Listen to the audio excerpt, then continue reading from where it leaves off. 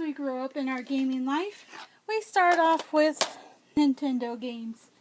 Well, most of us did anyway. Then we moved on to the Super Nintendo. After the Super Nintendo, we have things like the PlayStation, the Game Boy, the PlayStation 2, the PSP, the DS, and every other game console out there. So I ask you this, gamers. When it comes to your gaming life, how do you even begin to pick your favorites, let alone your top 25 favorites? Well, that's what we're going to do this month. As I'm going to take you on a journey, and you'll be able to discover my top 25 video games. Well, I should say my top 25 most memorable video games of all time, and why. Oh yeah, it's that time. We're bringing in Mario. You know I gotta have some more Mario games on this list than just the one, right? You gotta have a bunch of Mario on the list, even though I really tried not to do that too much. Because, I could literally put, like, almost every single Mario game on this list, and that would take up, like, all the spots. But this one, oh man, guys, I'm getting the feels. I'm getting the excited, because we have Super Mario RPG. This game was released onto the, come on, roll, think. The Super Nintendo, thank you. It was released onto the Super Nintendo, and, it was a mashup of Nintendo's workings and Squaresoft, well, then Squaresoft, now Square-Enix, but then Squaresoft brains together to make one epically fantastic, beautiful game. And if you talk about top video games of all time, this one has to be on the list there somewhere. I don't care who you are, this game has to be on the list of, like, one of the best games ever. It had, like, sure, it had, like, your classic Mario elements for the most part, but it also had a lot of wonderful RPG elements, and they just blended together perfectly. I don't know how they made it so perfect, but they just did. And in this game, if you're not familiar with this game, your main enemy in this game is not Bowser, and in fact, you can have Bowser in your party as a character who will, as an ally, I guess you could say, as an ally who can help you in battles. Like, what other game has done that in Mario? Like, Bowser's always been the bad guy, and it's always been Mario versus Bowser, but this is, like, one of the first games that Bowser, number one, was not the bad guy, and number two, he was an ally that you could put in your party to help you. Even though, funnily enough, one of his attacks, or not his attacks, one of his weapons, he could throw Mario at the enemy, so I guess that's sort of payback, maybe just a little bit. But, it also introduced everybody to Geno, and I know everyone now wants Geno for Smash. I know. You guys are all hyped about Geno.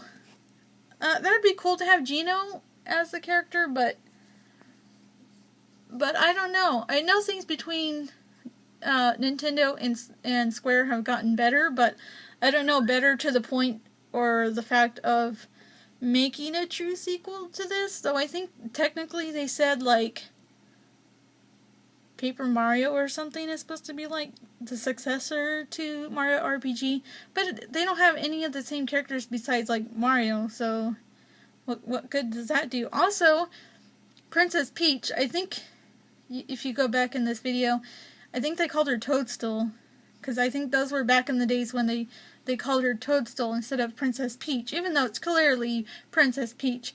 She was also another ally you could have in this game to help you out, and she was so OP because she would be the healer, and she could bring people back to life. She had, like, a revive spell that she could use, and she would be so OP in this game. It's also worth noting that this game has some of the best music that's out there. Like, I can't play too much of it because I'm sure it'll get, like, copyrighted or whatever. Copywritten. but it has some of the best game music out there. It's very catchy. The battle music is fun, especially if you have like a sort of boss battle. It has like really good music. I really enjoy it. And as you can see here, Bowser is doing little fighting, and there's Toadstool / Princess Peach. And yeah, it kind of flashed on the screen there, but I don't think you guys could have saw it because I kind of cut off the text a little bit. But in this game, you also could get freebies, which was like one of the best things. Like, what other game out there has a game mechanic where you can get freebies? Freebies in this game would mean, like, say you use the mushroom to heal. If you got a freebie, if it said freebie on the screen, that means you didn't actually use one up. They just give you one free and you got healed. So instead of like having to waste one of your consumable items, you would get free. And it also had like little sort of, I don't want to call it a mini game, but you could pick when your character was leveling up, you could pick like which stat you wanted to upgrade, which was kind of helpful because Mallow, for instance, is more like a magic user, so giving him strength or whatever wouldn't really be much to his benefit, rather than giving him special, which is his magic, because he's like mainly a magic user. And there also is Yoshi in this game, but it was not too important to the overall story of this game. But Yoshi was in this game briefly. And to wrap it all up, I should say, there can't be a Final Fantasy aspect / Square aspect. Let me reverse that. There can't be a Squaresoft name on a game without there being some sort of Final Fantasy aspect. Well, I guess in terms of RPG, maybe? Okay, there are, but I'm just saying, like, back then it was all mainly Final Fantasy. So they added this special little bonus, and, you didn't have to fight him. His name is Kulix, by the way.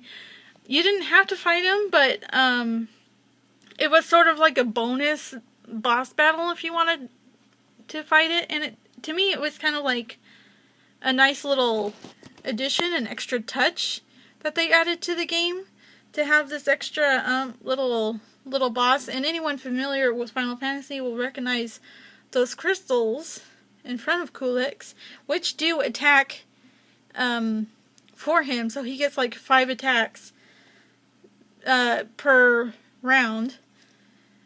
Yeah, those are the crystals from Final Fantasy as well. And it plays the Final Fantasy music, and after you defeat him, it plays the Final Fantasy, like, victory fanfare music.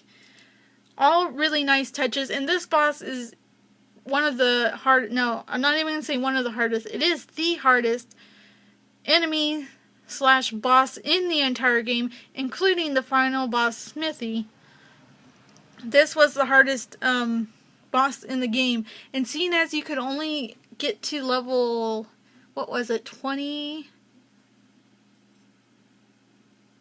I want to say it was 30. I think 30 is the max level you could get in this game. After that, you don't level up anymore. So even at level 30, which is max, depending on what equipment you have, of course, but this boss can be like one of the toughest fights you will probably have encountered in gaming. Yeah, it's really difficult, trust me. Will we ever see a sequel to this? Probably not. But it would be like such a huge moneymaker. But like I said, this was a thin Squaresoft and Nintendo sort of mashing up of a game. And they kind of parted ways when Nintendo didn't really want to do game discs. And that's sort of the route that Sony went. They went, and Square, they went to the game discs for their, like, Final Fantasies and stuff. But Nintendo wanted to keep doing, like, cartridge type deals. And they haven't been on on too friendly terms. But there has been some hope, some sliver of hope of working together on stuff, like adding Cloud to Smash, for instance. So maybe it's like a thin, shiny wire of hope that possibly one day we will get a sequel. Maybe. Everybody would be all over it. I'm just saying. You guys would make millions and millions of dollars if you did it. Just saying. So that's going to do it for this day 6. Did I even say it was day 6 in the beginning? Probably not. But happy day 6. And I'll see you guys for day 7 tomorrow. So what did you think of this pick? Let me know in the comments below. If you ever played Mario RPG, if you enjoyed it, or if you think it's the worst thing ever. Bye guys.